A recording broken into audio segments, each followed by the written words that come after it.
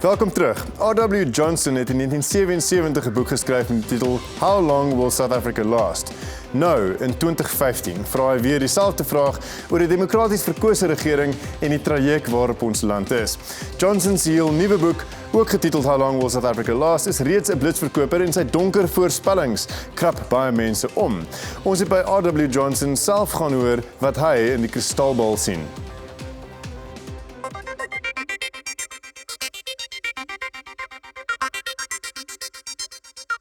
The reason for posing the question in 1977 was it was just after the Soweto riots, and the question was really how long that regime was going to last.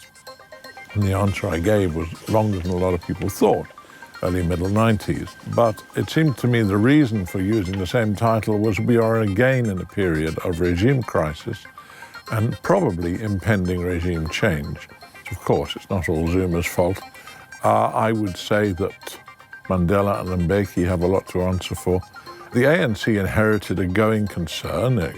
Electricity generation was 25% more than they could use. Everything worked reasonably well. The infrastructure was in good shape. And they've progressively run it down. The fact that there's been no power station built in 21 years is quite a story, but we've also got a developing crisis over water. We've got a post office that can't deliver parcels overseas because the bills aren't paid. We've got bankrupt municipalities. We've got many institutions now running into a clearly critical state. And I think that this is a cumulative process in which mistakes made early on are compounding in a cumulative way. We don't have really enough talent in our political elite to run even a medium-sized town in Europe and North America. And I don't think many of them understand the economy at all or have ever played a leading role in it. Well, I think that the key point that we're all watching very carefully is the credit ratings. We're drifting down, and I foresee in the book that the probability that we will ultimately get into a debt trap and that this will happen as a result of further downgrades, which I don't really think can be avoided because the forward impetus of the slide, if you like, is too great, and people haven't really understood enough the necessity of changing the way they behave. Those further downgrades could be triggered by a whole series of different things, by xenophobic riots, by the energy crisis, by low economic growth, by more strikes, by giving in to the public sector workers' pay demands. There are a whole series of things which could trigger further downgrade.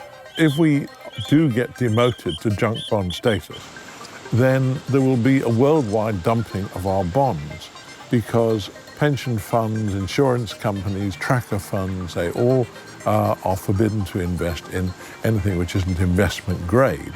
And that would immediately mean a large flight of capital from the country, followed almost certainly by a large devaluation, followed by the flight of private capital, people taking money out of shares and things like that, and much higher interest rates on the debt which is accumulated, ultimately producing a debt crisis. I think that would be the trigger, though, you see.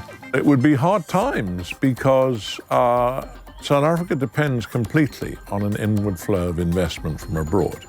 We have to have that because we're running both a trade deficit and a budget deficit. So we need at least 10%, more likely 12% of GDP every year, simply to fund those two things, without bothering about money for investment in infrastructure or anything like that. So anything which jeopardizes that inward flow is very serious and will cut economic growth, increase unemployment, and probably increase inflation and devaluation. So all of those things would hit the consumer and they would wake up with a very sharp jolt.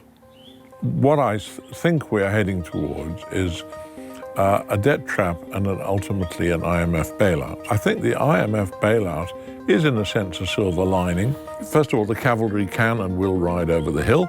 And secondly, they will demand conditions which will have to be implemented, like liberalizing the labor market, privatizing some key industries, cutting back on public sector workers and so on, all of which things ought to have been done anyway, frankly, and would constitute a large improvement and a restabilization of the body politic.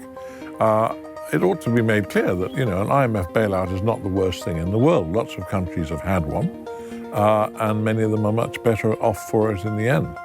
There's bound to be enormous resistance to the idea of accepting such a bailout. First of all, because you lose economic sovereignty. Secondly, because it will make absolutely clear the fact the ANC government has failed, because something like this has never been necessary before. And just like there was never any electricity crisis under apartheid, there was never an IMF bailout. Now, I think those two reasons alone would be enough for there to be trouble over accepting it. But when you add on to that liberalization of the labor market, now that would quite clearly destroy COSATU and with it the SACP. So for them it's a survival issue. So they must resist, and I'm sure they would. And I'm sure they would feel equally threatened by the idea of privatizing any of the key state industries like SAA. And cutbacks in the public sector would affect the public sector trade unions, which again would be COSATU, SACP territory. So those groups are bound to resist. And I think some other parts of the ANC would be likely to as well.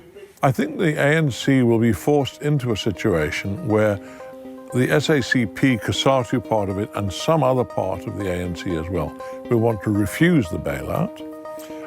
But at the same time, it'll be impossible not to accept it, because what else are you going to do? You're going to need help from somebody. I look at the possibility that they will go to the BRICS Bank, but I don't think that will work for a number of reasons. And China is really what it comes down to, and there's no precedent for China giving long-term loans at low rates of interest, which is what they'd want, because it's after all what the IMF would offer. So I think they will end up with the IMF, but I think what would be quite likely, if you have a refusal, it'll be, as it were, by an EFF/ANC coalition, and if you have an acceptance and implementation of those demands, it'll be a DA, a rump ANC coalition. So you'll get, one way or the other, a regime change. But it's important to say that if you got a refusenic majority saying we refuse to go that route, I think then you would have really serious trouble, because there's no way out, as it were, by doing that. And the country would need that help. And by refusing it, they would simply mean that the state would run into more and more difficulties, and you would get almost a dissolution of central state power.